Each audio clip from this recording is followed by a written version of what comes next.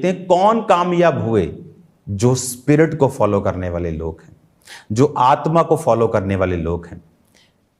Experienced Dawood का आपने अगर राजा चुनना हो, कौन चुनेंगे? एक आम से, उसकी मम्मी जो उरिया थी वो कौन थी? एक आम सैनिक की पत्नी, जो जी सर जी सर जी सर जी सर जी राजा जी। दाऊद की उससे शादी हुई, एक तरह का उसको त्यागा गया था। उसकी पत्नी, बाकी बच्चे उसको क्या समझते होंगे आप नोटिस कर सकते हैं। वो सुलेमान मालूम था, past is past and my past is over. जब खुदा आपको बढ़ाता है, आपके पास्ट को नहीं देखता। जब वो आपको ब्लेस करने की ठान लेता है और आप उसके पीछे चलने को ठान लेते हैं, वो पास्ट को नहीं देखता। उसने तो लिखा है, क्या तुम नहीं जानते यहोवा ने जगत के निर्बलों को चुन लिया है। परमेश्वर ने जगत के तुच्छों को चुन लिया, क्योंकि तुच्छ ये समझ के प्रभु के पास जाते हैं कि मैं जीरो हूं, और हीरो ये समझ के प्रभु के पास जाते हैं कि मेरे जैसा कोई हीरो ही नहीं, और प्रभु हीरो को जीरो और जीरो को हीरो करता है। हालेलुया। सुलेमान कामयाब क्यों हुआ और वो इस वंशावली में क्यों आया? क्योंकि एक्सपीरियंस मैटर नहीं करता, स्किल्स मैटर नहीं करती। पहले आपकी स्पिरिट, आपकी आत्मिकता, स्पिरिचुअलिटी और आपकी जो फॉलो करने की ताकत है वो फॉलो करती है। हालेलुया।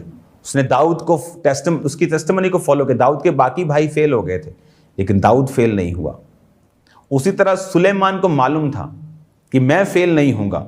बाकी भाई उसके फेल हो गए, लेकिन परमेश्वर की मर्जी सुलेमान पे आई। अगला राजा भी वो बना, और वंशावली में भी सुलेमान का नाम है।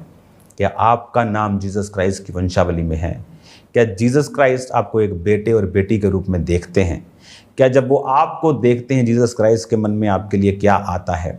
क्या आप एक उजाड़ू बेटे की तरह उससे भाग चुके हैं, पाप में अपनी मर्जी कर रहे हैं, उड़ा रहे हैं सब कुछ और अकाल में घूम रहे हैं राइट नाउ?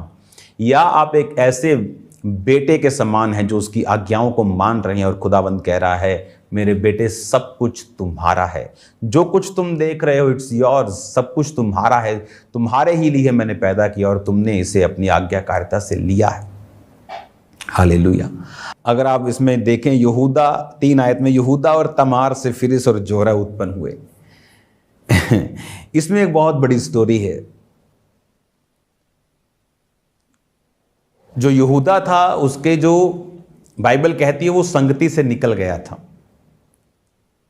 जब इन लोगों ने अपने भाई को बेचा, यूसुफ को बेच दिया था, तो आपको मालूम है यूसुफ को बेचने के बाद परमेश्वर का कर्ज इस पूरे भाइयों पे आया था।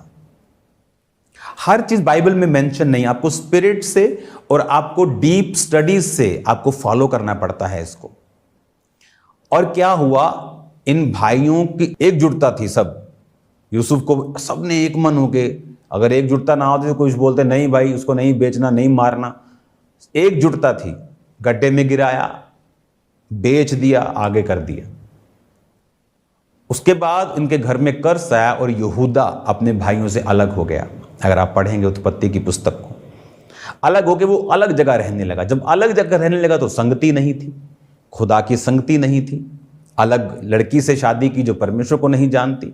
जब आपकी पत्नी, बच्चों की माँ जिसे यीशु मसीह के बारे में मालूम नहीं, तो वो अपने तरीके से बच्चों को पालेगी, अपने तरीके से बच्चों की परवरिश होगी, उसी संसारिक रीति से, बुरे के साथ बुरा, आंख के बदले आंख, दांत के बदले दांत, वही स्कीमें, वही लॉजिक, वही कहानियां, कथा कहानियां, वही डफर किस्से।